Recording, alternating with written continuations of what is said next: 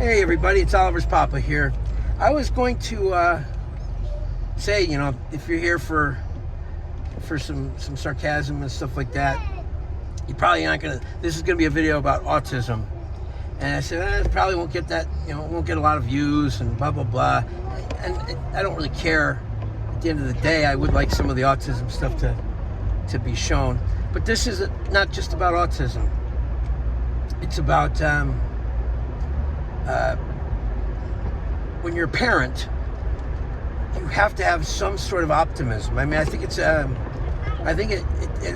it's almost a prerequisite that you have some sort of optimistic view of the future, wishful thinking even.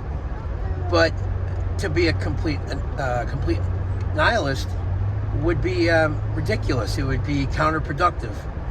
And I've thought about that a lot because before Oliver came along, before he was even an idea, I wouldn't say I was a, misanthrope. I wouldn't say that.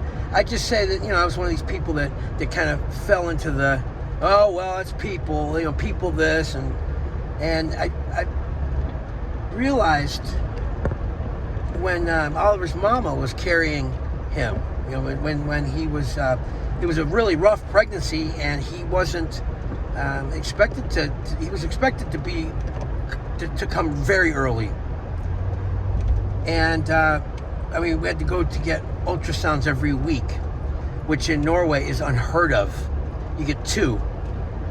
We were going every week. At one point, we were going twice a week. They thought for sure that he was gonna fall out. The reasons of that are kind of her personal business, but I can brush it. I can go over it very quickly and say that she'd had some procedures that had taken parts of the cervix off, so he was at risk of dropping out. And it was really, we're every little spot of blood, every kick, every cramp, every pain sent us in a taxi to the hospital. And it was during that time where I toned down and like started to look inside a little bit and said, is the world really that bad of a place? And look what we're doing to have our son born. To look what we're going through. I mean, people go through this every day to help their children, and that takes a certain amount of love and dedication. I mean, did we really get this far just to be like all of a sudden, oh, we hate everybody, there's too many people, the planet is overpopulated and we're a cancer on the face of it? It's kind of a ridiculous thing when you do think about it. It's certainly not a helpful way of looking at the world. So, what does this mean? Well, I had a positive worldview reinforced last week. Now, every parent, doesn't matter if your son or daughter is neurodiverse or neurotypical or whatever, every parent knows that, has experienced that the baby's crying, the other one's hitting the other one, everything's going wrong, the car's on E, the engine light's dinging, the world is coming to a fucking end. Excuse my language. Everything's crashing around you. Every plan, you had everything, your schedule, your routine, it's all gone to kaput. It's not there anymore. And we've all had another parent or another person, say, hey, it's going to be all right, you're doing a good job. A little encouragement type of thing. Well, at my other job, I have 2 jobs now, not 3. Back down to 2. At the gas station, I was stocking stuff in the walk-in cooler.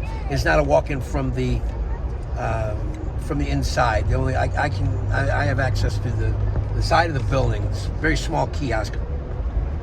And I go in and I come out and I see a mother holding probably preteen, at least a preteen, but very tall preteen, holding his hand, and he's jumping up and down and he's repeating something. And once you're in this world, in the world of neurodiversity and neurochallenging behaviors and all these things,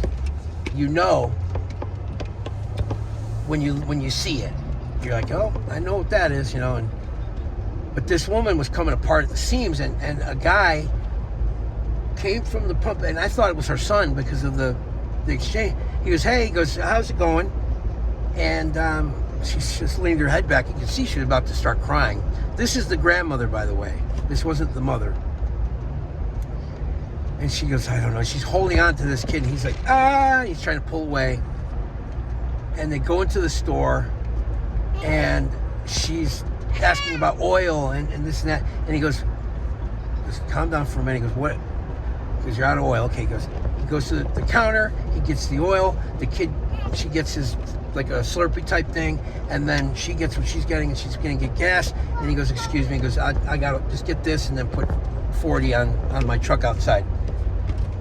And I'm watching this dude, and I'm like, right on, beautiful. Well done.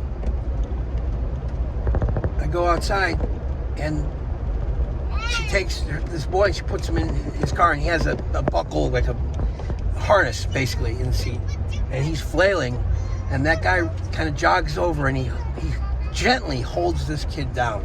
This is a kid he doesn't know, which I found out. He doesn't know this child. Doesn't know the woman, but he put himself into the mix and was doing everything the right way. Like if somebody ran up and assisted me in that way, I'd be like watching their, like, okay, you know right away if they know what they're doing.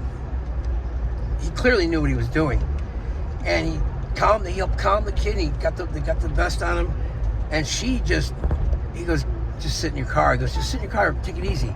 He put the oil in. Check the oil. He said, you're gonna need oil. He goes, why don't you get an oil change today? And she's like, oh, I'll get it on my daughter. It's her car. She's not taking care of it. He goes, okay. He goes, well, you got enough oil. He goes, time for a change probably. And I went up to him when she pulled away, and I said, man, well fucking done. He's like, yeah. He goes, thanks. He goes, because she looked like she couldn't handle it anymore. I go, she couldn't. I said, you, sir, are a fucking gentleman. I said, and I'd like to repay you in a way. And I went inside and I got him a little gas card, $5 on it, But I said, I appreciate it. I said, because people like you have helped me in the past with my son. I said, you got style, you got some class too. I said, you're a good guy. Your parents did well. And, shook hands, and that was it.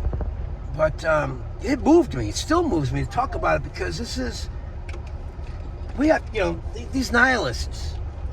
They need to shut the fuck up. Is what they need to do. We got a lot of problems. Yeah, there's a lot of things going on in the world that are not pleasant. There always is. But the truth of the matter is that, things can always be worse. And we would have never gotten this far if we were as bad as some people say we are. Collectively, we're pretty awful at times, yeah.